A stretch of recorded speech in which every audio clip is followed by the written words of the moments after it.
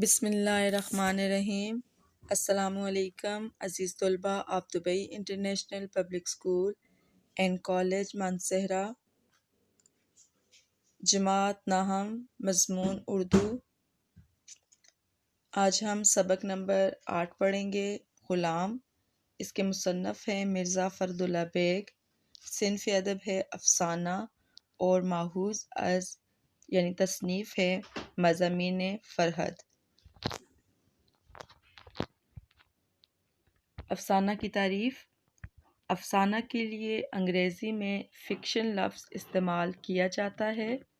افسانہ نثری ادب کی وہ صنف ہے جو زندگی کے کسی ایک پہلو کو اس طرح پیش کرتا ہے کہ اسے ایک ہی نشست میں پڑھا جا سکے۔ افسانہ ایک مختصر کہانی ہوتی ہے جسے کم سے کم وقت میں پڑھا جا سکتا ہے۔ یہ کسی شخص کی زندگی کے اہم اور دلچسپ واقعے کو فنی شکل میں پیش کرتا ہے، اور اس میں حقیقت نگاری کے بجائے جذبات نگاری سے کام لیا جاتا ہے۔ سبق کو پڑھنے سے پہلے مصنف کے حالات زندگی۔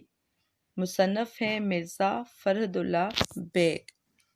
مرزا فرحت اللہ بیگ کی ولادت یعنی پیدائش ہے 1883 اور وفات ہے 1947۔ مرزا فرحت اللہ بیگ دہلی میں پیدا ہوئے۔ انہوں نے BA تک تعلیم دہلی میں حاصل کی۔ مولوی نذیر احمد سے عربی پڑھی اور ان کے عزیز شاگرد رہے۔ عناصر خمسہ میں جن کا شمار ہوتا ہے مولوی نذیر احمد، یہ ان کے شاگرد تھے اور ان کے چہیتے شاگرد تھے۔ پہلے حیدرآباد دکن میں محکمہ تعلیم میں ملازمت اختیار کی، پھر عدلیہ نے ان کی خدمات حاصل کر لی اور جج تک کے عہدے تک پہنچ گئے۔ عدلیہ یعنی عدالت۔ مرزا فرد اللہ بیگ اردو کے صاحب طرز انشا پرداز یعنی نثر لکھنے والے، اور شگفتہ یعنی دلکش، خوبصورت، ہلکے پھلکے انداز میں شگفتہ نگار ادیب ہیں۔ ادیب بھی کہتے ہیں علم و ادب کا عالم، زبان دان، نظم و نثر اور ان کے متعلقات کا ماہر، ادبی مضامین اور نثر لکھنے والا۔ سرکاری ملازمت اور مصروف زندگی کے باوجود وہ علمی اور ادبی سرگرمیوں کے لیے وقت نکالتے تھے۔ ان کی وجہ شہرت ان کے مزاحیہ مضامین ہیں۔ ان کی ظرافت سنجیدہ مگر اتنی رسیلی ہوتی ہے کہ پڑھنے والا ان کے مزے کو فراموش نہیں کر سکتا۔ ظرافت یعنی ہنسی مذاق، یعنی کہ وہ ہنسی مذاق بھی اتنے سنجیدہ انداز میں کرتے تھے کہ پڑھنے والے کو اس کا جو لطف تھا وہ بھول نہیں سکتا تھا۔ ان کی تحریروں سے ان کی زندہ دلی جھلکتی ہے۔ ان کا اسلوب سادہ اور روا ہے۔ روا بغیر ہجے یا معنی کے پڑھنا۔ ان کی زبان دہلی کی ٹکسالی زبان ہے۔ ٹکسالی کہتے ہیں خالص کھری زبان۔ شخصی خاکے لکھنے میں انہیں کمال حاصل ہے۔ شخصی خاکہ یعنی کسی شخص کا تحریری خاکہ یا قلمی تصویر چہرہ بنانا، لکھنا، مطلب اس کے قلمی تصویر لکھنا، انہیں کمال حاصل ہے۔ شخصی خاکے لکھنے میں انہیں کمال حاصل ہے۔ وہ خاکوں میں ایسے ڈرامائی انداز پیش کرتے ہیں جو ان کے کردار کی متحرک تصویر پڑھنے والے کے سامنے لے آتا ہے۔ دہلی کا ایک یادگار مشاہرہ میں شاعروں کی ایسی تصویر کشی کی ہے کہ ایک ایک شاعر آنکھوں کے سامنے چلتا پھرتا دکھائی دیتا ہے۔ نذیر احمد کی کہانی کچھ میری کچھ ان کی زبانی میں مولوی نذیر احمد کا جو خاکہ انہوں نے کھینچا ہے وہ اردو ادب کا شاہکار ہے۔ شاہکار یعنی بہترین نمونہ ہے۔ نذیر احمد کی کہانی کچھ میری کچھ ان کی زبانی، یہ بھی ایک شخصی خاکہ ہے۔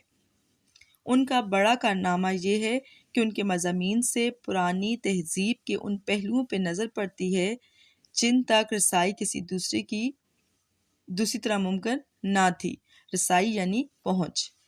ان کا ثبوت ان کے دو مضامین نئی اور پرانی تہذیب کی ٹکر اور پھول والوں کی سیر سے بخوبی ملتا ہے۔ سبق غلام کا مرکزی خیال ہے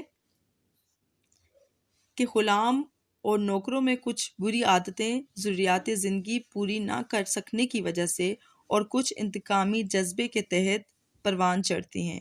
وہ سودا سلف خریدتے وقت بھی بددیانتی سے کام لیتے ہیں۔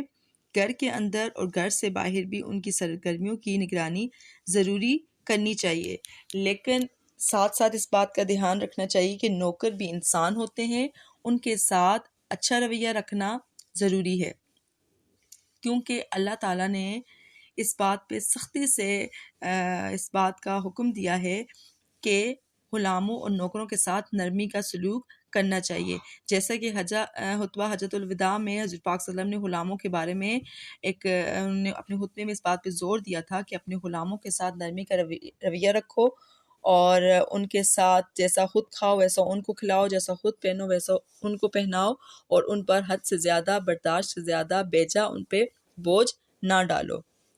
تو غلاموں کے ساتھ بھی نرمی کے ساتھ رویہ رکھنا چاہیے اور ان پر سختی نہیں کرنی چاہیے، ان کے ساتھ محبت بھرا رویہ رکھنا چاہیے، ان پہ کسی قسم کا ظلم و ستم یا زیادتی نہیں کرنا چاہیے۔ اس سبق میں ہم یہی پڑھیں گے کہ صاحب خانہ کس طرح غلام کے ساتھ کس قسم کا رویہ رکھتا ہے اور غلام کیسے ریئیکٹ کرتا ہے، اور اس کے اہم کرداروں میں شامل ہیں لاوارث بچہ، صاحب خانہ، بیگم صاحب خانہ، ان کی بچی اور ماما